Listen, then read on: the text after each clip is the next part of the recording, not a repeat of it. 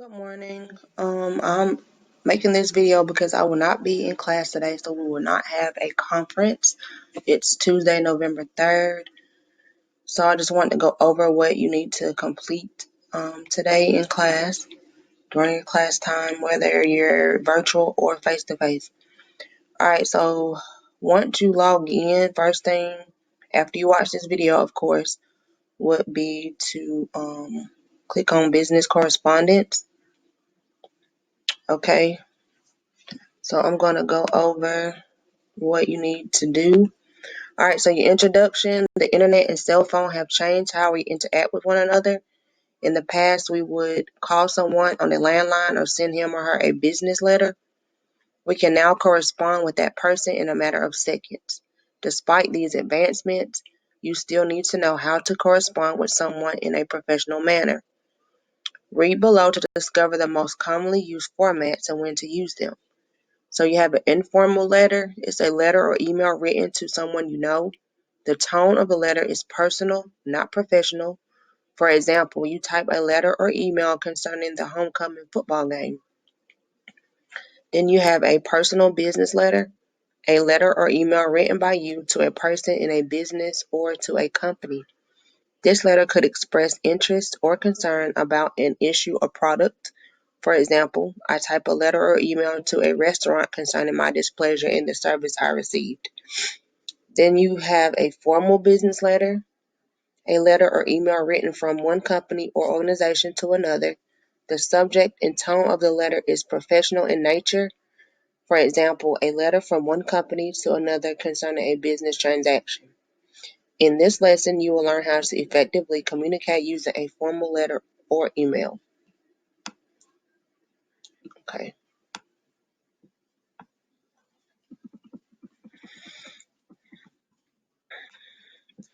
All right. So our objectives are to write a formal business letter, write an effective email correspondence. Our essential questions: how do I write a formal business letter? How do I write an effective email correspondence?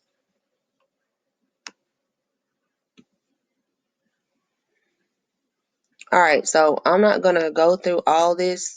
You can click on it. So you'll go through the Learn It tab. Formal business letter. It'll tell you, the different parts of a business letter. You can even click on your simple rules to follow, business letter, business email, or letter text version, or you can open it up into a new tab. All right, so you have an example of a business letter. It says, "Dear Miss Jones, my name is Emily Taylor. I am a senior at Jefferson High School in Birmingham. I'm writing you regarding the summer internship posted on your website. I will be attending the University of Alabama in Birmingham to pursue nursing next fall. The summer internship would be a great learning experience. I am hardworking, organized, and task-driven. I attached a short resume, references, and a letter of recommendation to this email. Please let me know if you require any additional information. Thank you in advance for your time and consideration. Kind regards, Emily Taylor," and it has her email, her phone number, and her address. So if you click on the little red arrows, it tells you this is your acceptable closings of a letter. It gives you regards, kind regards, sincerely, contact information. It tells you what to include.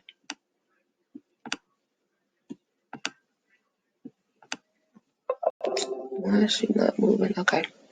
And then here it said your letter should be single space, left justified, meaning left justified means on the left side. Use a plain, easy to read font, example Arial or Times New Roman. Those are two fonts that are easy to read. Avoid text in language and emojis, example LOL. Like when y'all send me emails and stuff, some of y'all, write stuff that's not, business. I mean, if you're conducting business about your grade or you have a question, like you should, not saying you should write as formal as this one is, but you should have a heading or a subject Like if it's in regard to grades or if it's in regard to an assignment, put what the assignment is. Because sometimes y'all start typing to me and I'm not, it could be a week later and then I have no clue what you're talking about. So write like what, what the name of the assignment is. Like we're talking about business correspondence. So you can say business correspondent task 1 or something. All right, so once you get done with the formal business letter, you have the basics of an email. Please, please go through this. Go through this. Go through all of it. So like here, it's like I just said, type a subject in the subject line. Example, some internship, missions letter, 4 9 weeks average. So it lets me know what you are addressing. Like it could be missing grades, absence. I'm not going to be there today, like today's absence or something. So please read through the basic email to help y'all because y'all having trouble with communicating. Okay, things to avoid in emails. This is just a video. You can watch that on your own.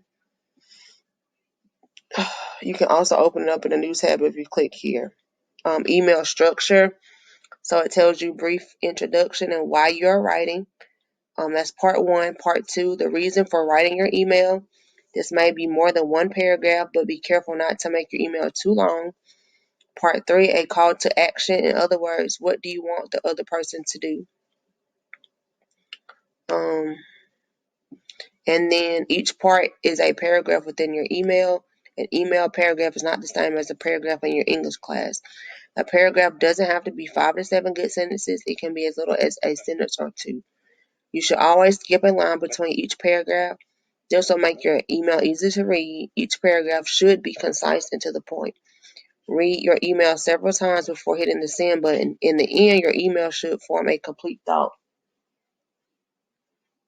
So you have an example. This is the first email example here. So you can read through that yourself. It says, note how each paragraph is short and to the point. Miss Jones might receive 50 to 100 emails a day. She doesn't have time to read a long, unfocused email. That's another thing. That now that we're virtual or, majority virtual, we're not meeting in public. We're doing a lot of things through emails and stuff. We get a lot more teachers to get a lot more emails. So write what's in, what's the problem or what needs to be addressed in the subject so it kind of stands out. So this is just an example of the email. Then you have an example of email number 2, and this is what not to do. So it's kind of how I get some emails sometimes. So this is an example of, but you can go through all this on your own, introduction, learn. Then, the try it tab is what, y'all do. It's reviewing information. All right, so for your task, so you're going to go into your folder. You're going to go to task 1.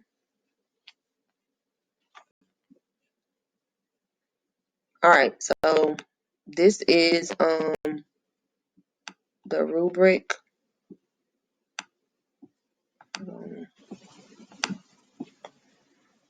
This is just a rubric for the task. I thought I made it into different. I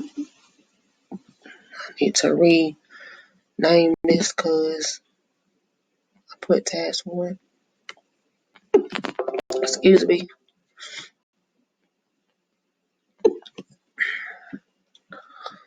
All right, let's see what. Did I do it twice? What's this?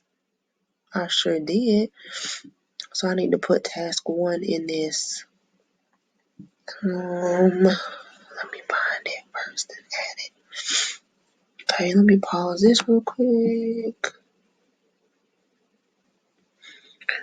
All right, so I believe I got it right now. So task 1, you click on it.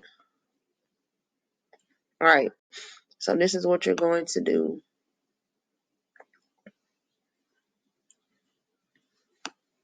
All right, you're going to go to your student email account. So that's your S number email, which is a Gmail account.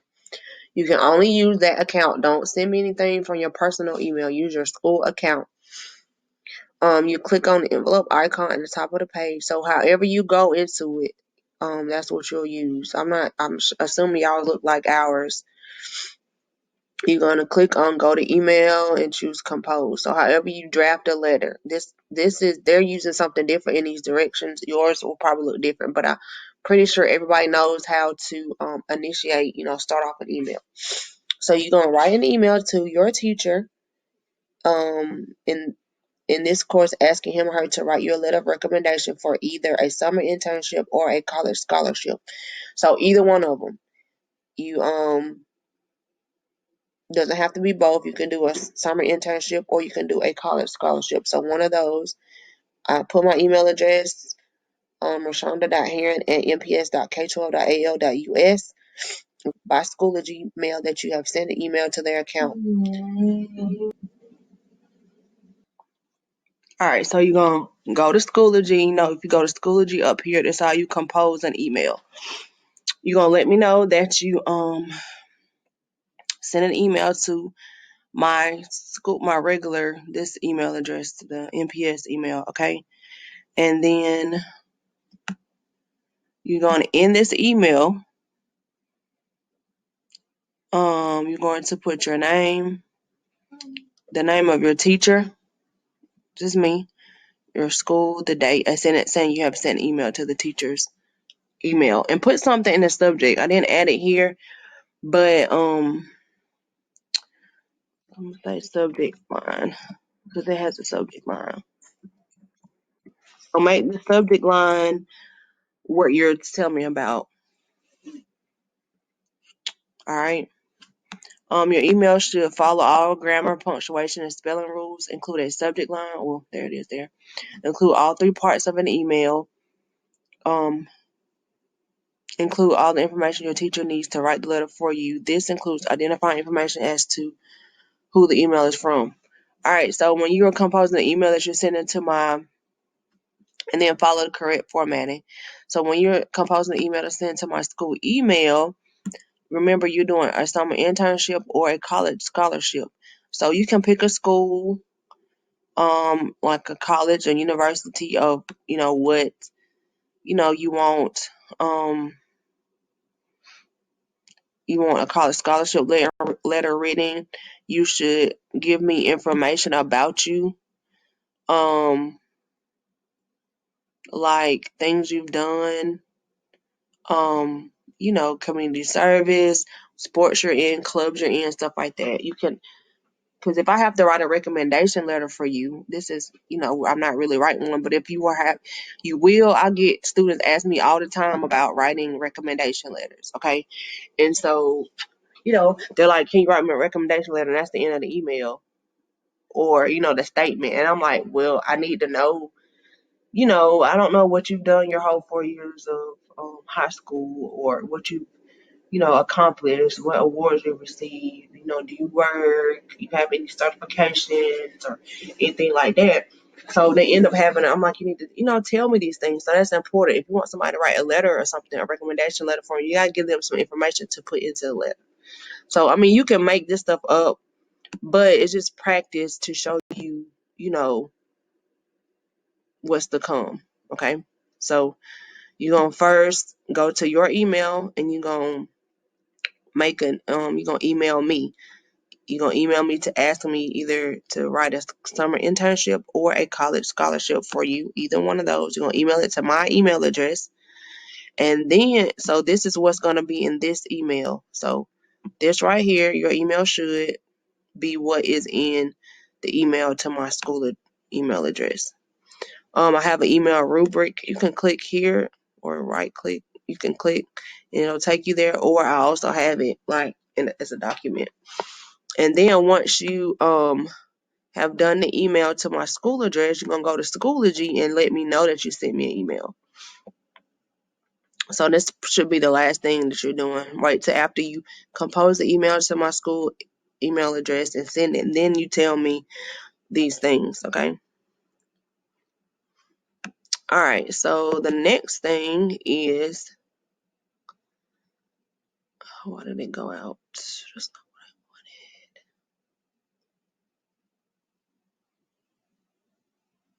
wanted. All right, so this is the rubric, and it just kind of, goes through. So you got a subject line, appropriate.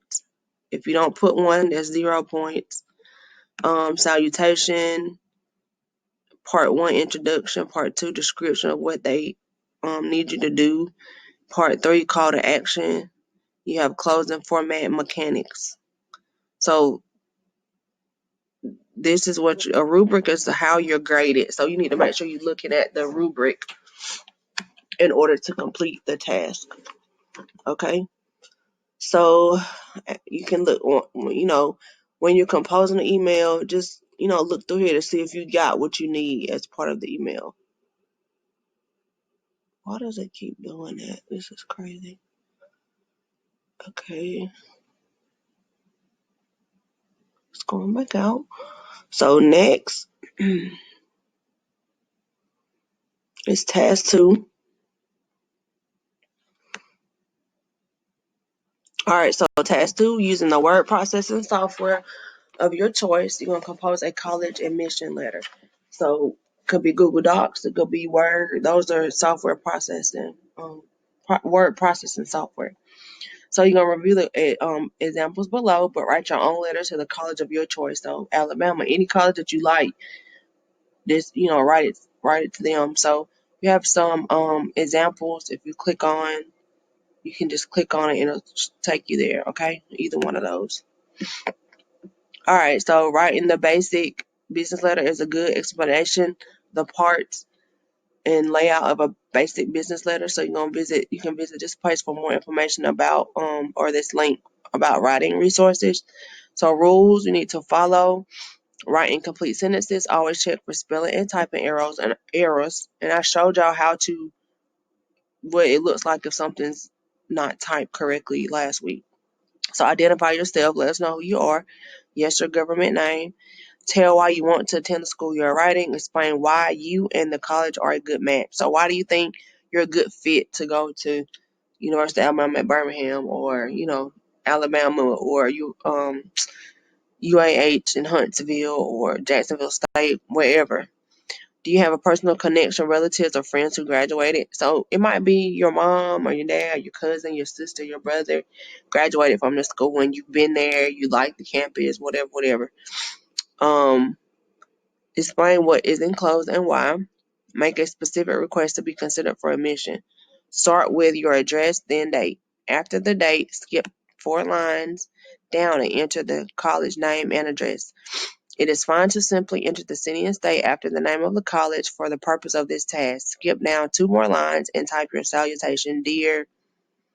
So you will make it to Dear University of Alabama admissions, or Jacksonville State admissions, Trenton State, Trenton,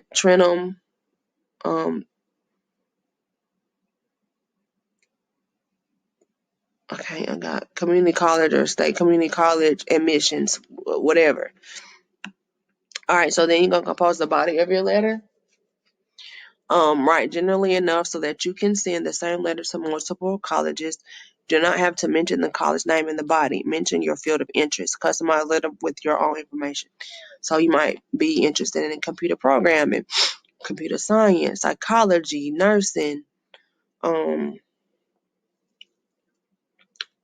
being a teacher, things like that. So let them know what you're interested in. In your letter with their closing and your full name, first and last name.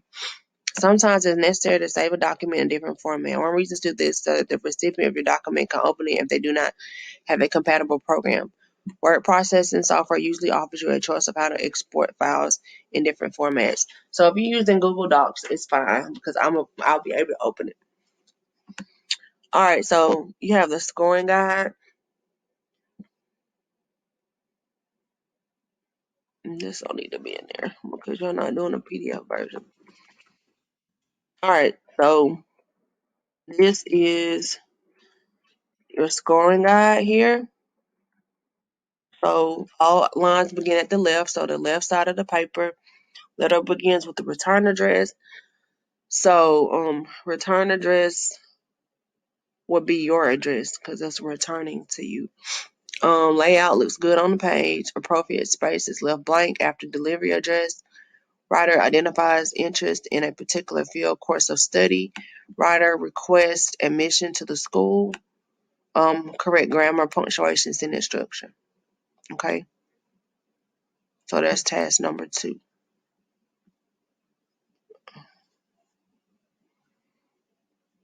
And then,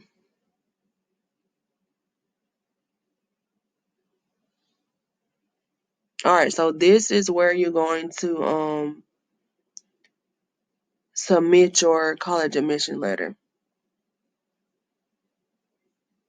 Okay, so I'm giving you a couple days to work on it. So you're gonna work on it in class. We'll talk about it in class on Thursday as well, since I'm not there today. So at least get started on this one because this was not due. The other assignment will be due in class today. Okay. But just work on this, get started on it. So if you run into something, you can ask me questions, in class, or send me a message during class so I can answer right then because somebody else might have the same question. Okay, so that is what I want y'all to do for today. So remember you have business correspondence, so go through that and go through the different parts because it's gonna help you with writing the email, the business email, and then you're gonna write your college admission letter.